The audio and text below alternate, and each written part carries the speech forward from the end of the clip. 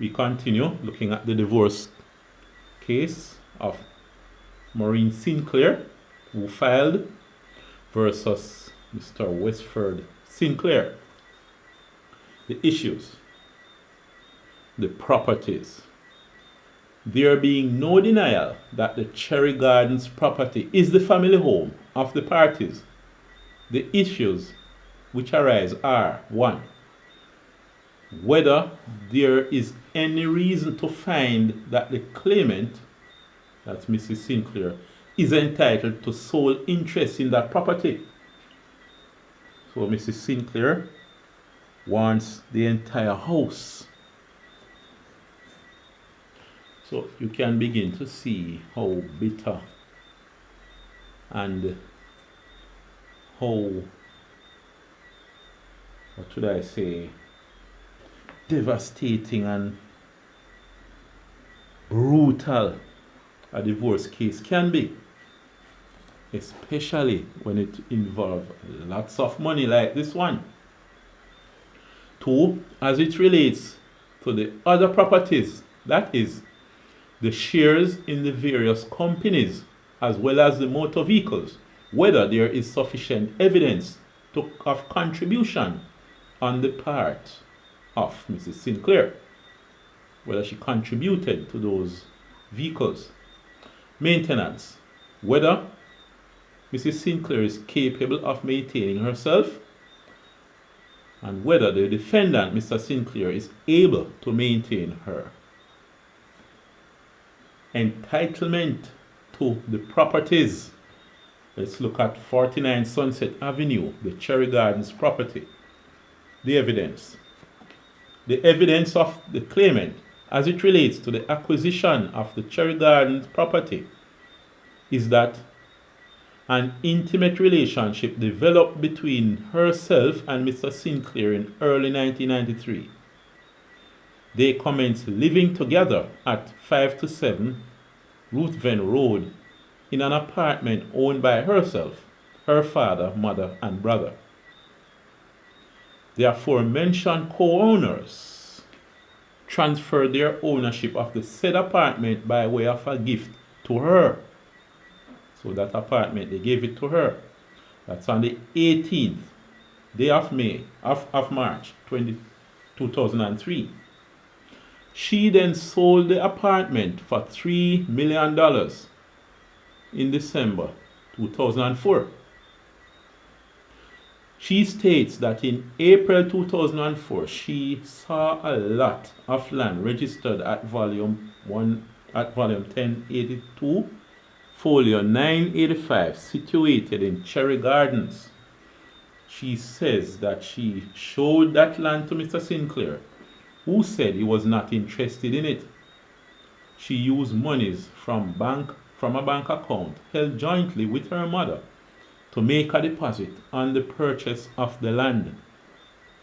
Her intention at the time was to return the sum to the bank account from the proceeds of sale of the apartment. She also says that the title to the Cherry Gardens property, now known as 49 Sunset Avenue, was taken in her sole name, as it was acquired from the proceeds of sale from the apartment gifted to her by her family. She states that in April 2006, as she was not working, her husband took the decision to assist with construction of the house on the lot of land at Cherry Gardens, on which she had already commenced construction. So she's saying that she is the one who bought the land and started building. Mrs. Sinclair further states that Mr. Sinclair borrowed the sum of $20 million and a further $13,500,000 against the title of the property.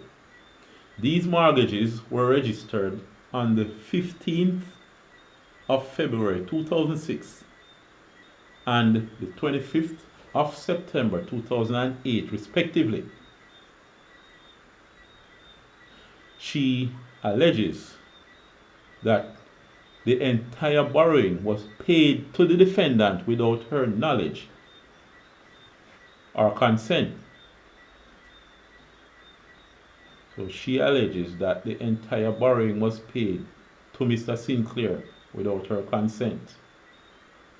So she's saying that he went behind his back and borrowed this money. It seems so. She says that in August of 2009, the parties, along with their children, moved into the unfinished house at Cherry Gardens with only one section partly habitable, as her plan was to complete it slowly. Prior to that time, they were living in rented premises. She contends that the $33,500,000 borrowed by Mr. Sinclair then would have been more than enough to complete the house had the borrowings been so applied. But the defendant, Mr. Sinclair, took sole charge of the loan proceed without her knowledge or consent, lodging it to his personal account, only giving her contributions towards the construction as he determined. Oh, so she's saying he borrowed this money, put in his personal account, and only giving her some money from time to time as she need to construct. She indicates that in July of 2010, a further mortgage of $13 million with the Bank of Nova Scotia Jamaica Limited was registered on the Cherry Gardens property. She maintains that this further sum was only paid to her husband alone without her knowledge or consent. It is also her evidence that except for asking her to sign document in haste, her husband had never explained his loan arrangement to her or ever accounted to her as to how these loans were dispersed or applied or to whom. So she signed them in haste, as she said, but without knowing. So why did she sign them? But anyway, she asserts that the mortgages on the property were not used solely for the construction of the house, but were also used to invest in other properties and businesses owned by the defendant. She also states that the defendant moved out of the house at Cherry Gardens completely in April 2018, and they had been separated since then. She says that the defendant serviced his debt, to which the property was used as a collateral, until shortly after he completely moved out of the house, at which time he stopped servicing his debts. She states that she has received demands from banks who claim to be owed a sum in excess of $31 million. She says that the house is now under foreclosure. She tendered 4 demand letters which were admitted into evidence. On cross-examination, Mrs. Sinclair, so Mr. Sinclair's lawyer, asked her some questions. On cross-examination, Mrs. Sinclair states that when the Cherry Gardens property was purchased in 2004, it was just land, and thereafter a house was built on it. She agrees that the house was built by virtue of a mortgage registered against the title for the land. She also admits that herself and Mr. Sinclair signed the mortgage document. She says he took out the mortgage without her consent and knowledge, but yet she signed the document. Well, anyway, that's interesting. She states that construction of the house commenced in 2006, and the family moved into the property about the 7th of August 2009.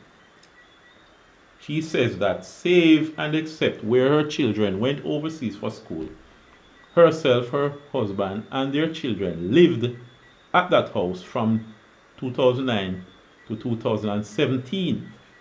She accepts that as it relates to the 3 mortgages that are registered on the title, of which she is aware her husband was responsible for paying these mortgages. We will look next at the evidence of the defendant.